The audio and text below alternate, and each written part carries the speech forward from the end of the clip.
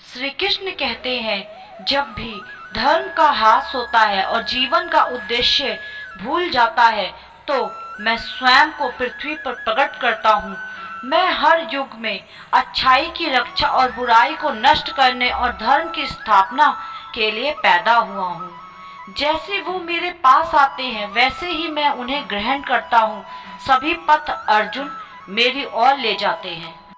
पशुओं में मैं सिंह हूँ, पंछियों के बीच चील गरुड़। मैं प्रहलाद हूँ जो राक्षसों के बीच पैदा हुआ और उन सभी उपायों में मैं समय हूँ। मैं मृत्यु हूँ जो सभी पर विजय प्राप्त करती है और सभी प्राणियों का स्रोत जो अभी पैदा होना बाकी है। बस इतना याद रखें कि मैं हूँ और मैं अपने अस्तित्व के केवल एक अंश के साथ पूरे ब्रह्मांड का समर्थन करता हूँ। निहारना अर्जुन 1,00,000 दिव्य रूप, रंग और आकार की एक अनंत विविधता के साथ प्राकृतिक दुनिया के देवताओं को निहारे और कई और चमत्कार पहले कभी प्रकट नहीं हुए। मेरे शरीर के भीतर पूरे ब्रह्मांड को देखें और अन्य चीजें जिन्हें आप देखना चाहते हैं।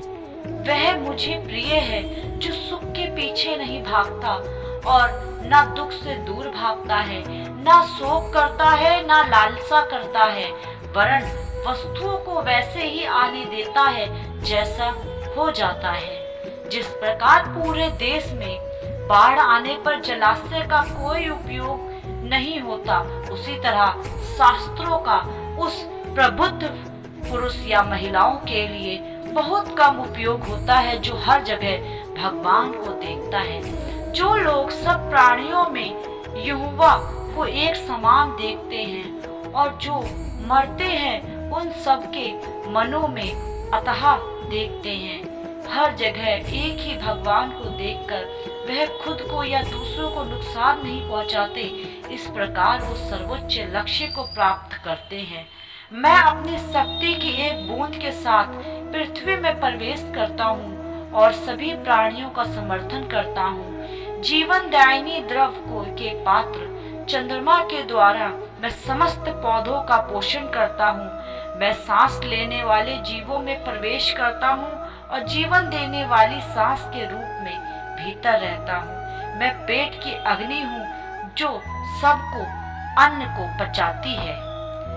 इस आत्म विनाशकारी नरक के 3 द्वार हैं, काम, क्रोध, लोभ। इन तीनों का त्याग करें। इंद्रियों से मिलने वाला सुख पहले तो अमृत जैसा लगता है, लेकिन अंत में ये विष के समान कड़वा होता है। जो पहले विष की तरह लगता है लेकिन अंत में अमृत की तरह स्वाद लेता है, वह स्वयं के साथ शांति से पैदा हुए सतत्व का आनंद लेता है। यहोवा सब प्राणियों के हृदयों में वास करता है और उन्हें माया के चक्र पर घुमाता है।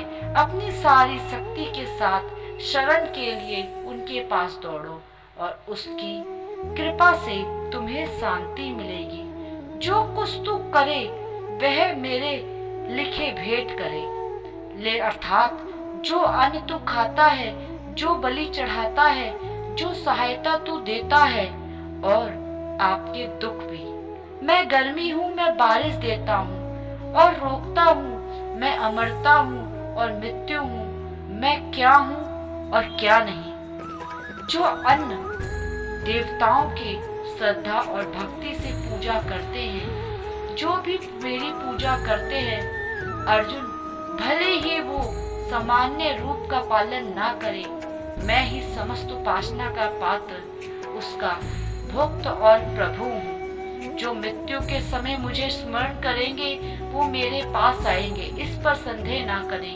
मृत्यु के समय जो कुछ भी मन का व्याप्त है, मैं मृत्यु के गंतव्य को निर्धारित करता है। वो हमेशा उस अवस्था की ओर प्रवृत्त करता है जब ध्यान में महारत हासिल हो जाती है तो मन हवा रहित स्थान में दीपक की लौ की तरह अड़िग रहता है। वह हमेशा के लिए स्वतंत्र है। जो सभी स्वार्थी इच्छाओं को त्याग देते हैं और मैं और मेरा के अहंकार से अलग होकर प्रभु के साथ एक हो जाते हैं। यह सर्वोच्च राज्य है, इसे प्राप्त करें और मृत्यु से अमरता की ओर बढ़ें।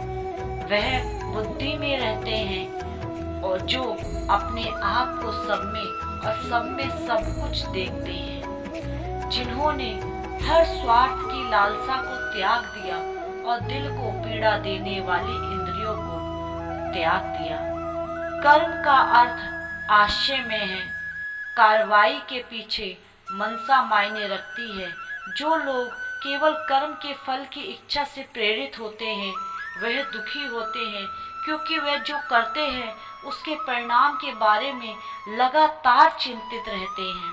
आपको काम करने का अधिकार है, लेकिन काम के फल में कभी नहीं। आपको कभी भी इनाम के लिए कार्रवाई में शामिल नहीं होना चाहिए और ना ही आपको निष्क्रियता की लालसा होनी चाहिए। इस दुनिया में काम करो अर्जुन, अपने भीतर स्थापित एक आदमी के रूप में स्वार्थी लगाव के बिना और सफलता और हार के समान रूप से योग के लिए मन की संपूर्ण समता है।